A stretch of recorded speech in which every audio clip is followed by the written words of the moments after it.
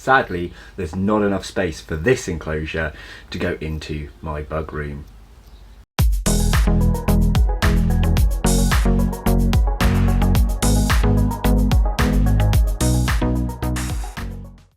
Hello and welcome back to Bug Realms. So, I did a live a while back, guys. I'm going to have a quick recap on what that was about because I don't expect all of you to be going back over my lives. Some of them are very drawn out. I like to have a conversation in them, so I don't expect you to be going back through. So just very quick recap. I did a live talking about an idea I had for a large custom build vivarium, which will be coming in the future, but bear with me, to house UK wild caught inverts, both predator and prey items, to see how well they adapt within captivity. Now wait, I know what you're thinking.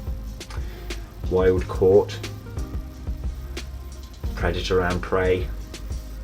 What are you thinking, Sam? These are all frowned upon things when you are an invert hobbyist. Well, please allow me to explain. So, having a busy life, having to work 5 days a week, having my daughter on my 2 days off, who's very young, who still wants to go out and do all these fun things, her patience level is not that high. It's very, very difficult for me to find an arachnid in the wild, for an example, and sit there and study it for several days on end, to sit there and see how things work for even hours in a day. It's just really difficult to do so. But my passion for entomology, my passion for learning about invertebrates, the research that I want to do, that basically what I'm saying, guys, is that is the point of this. This is a research project. This is to see, will the predators rule the tank? Will the prey items be too well hidden for predators to see? How well can we get the ratio of predator to prey? And will the predators rather attack one another for control of an area, for their habitat, for dominance of that zone within the vivarium? Or will they stay separate, out of each other's way? This is all research. This is all a way for us to learn together to see how well things adapt within this environment. Will breeding occur? And if so, what happens then?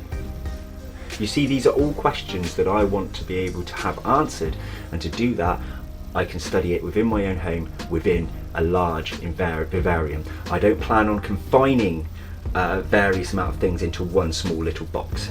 So what I've done for the moment, until I can afford a large custom build, is I have got a 4-foot tall cabinet, whacked it on its side. We are going to mess around with it to make sure there's ventilation. We're going to make the door more secure. But first of all, and what this video is going to be, is just cosmetic side of it. Outside cosmetics of this. So let me show you and explain what we are going to do today. So moving down, here we have it, guys. You can see I've actually started to do some sanding here, and then I decided we'll do a time lapse recording that. I've got some just bits and bobs laying in there. We already have some ventilation holes at the back, which we will completely mesh up.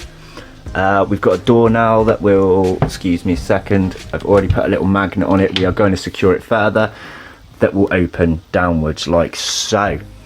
Then we are going to adapt the inside so that humidity levels are not going to rot the wood, etc. Now, one thing I want to add that's not going to be placed in this one, but will be going into the large vivarium build if this is a success. The large one is only going to happen if this is successful, and that would be water. We are not having any sort of aquatics going into this one, but like I said, if this becomes a success, we will add waters inside, a waterfall, maybe a little pond, things like that. If you guys haven't seen Martin's Tank Talk, which is a YouTube channel that I follow, check him out because he's going to be the guy aiding me in how to set that up. But again, this is a future project when I've got a lot more money, guys. So what I'm going to do, a little time lapse of me sanding this down completely. We have two kinds of sandpaper, one to start off the rough start, the other to smooth over with a little sanding block, and then we're just going to give it a quick coat of spray paint.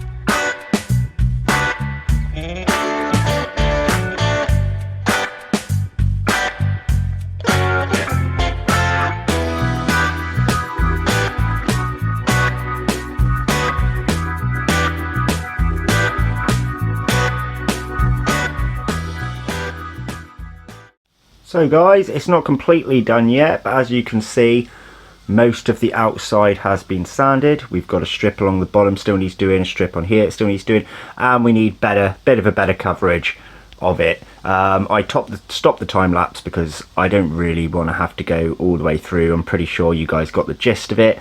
So I'm going to finish that bit off myself, and then we'll crack straight to the spray painting.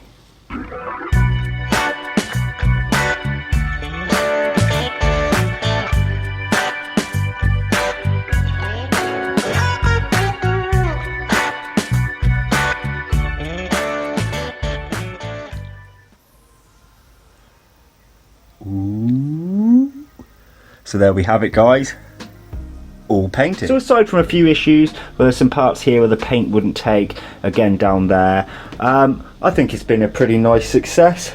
I mean, I'm not a perfectionist and I'm not a very handy man, so it doesn't bother me that there's a few bits that look a tad shabby. Now, as you can see in here, we still have the normal wood effect. The reason being is basically the whole bottom is going to be covered in substrate anyway. These whole back bits minus the ventilation holes is going to have a background to it, again with the sides, so none of that part's going to be able to be seen anyway. So guys, that's it for today's video, I'm afraid. I just wanted to have something chucked out there so that you still had your Sunday videos that you're used to. I know now this is the third video in a row where we haven't actually shown off any of our invertebrates, but don't worry guys, because the day you're watching this is the day I'm actually going to be at the Western Invert Show, and hopefully I'll have some money to pick up something new. Anyway guys, if you are new to this channel, please check out some of my other content so you can realise what we have in our collection, and hit that subscribe if you like it. If you enjoyed this video, give it a thumbs up and leave us a comment below. What do you think about this idea and this build? Anyway guys, that's all from me. Take care. Bye bye.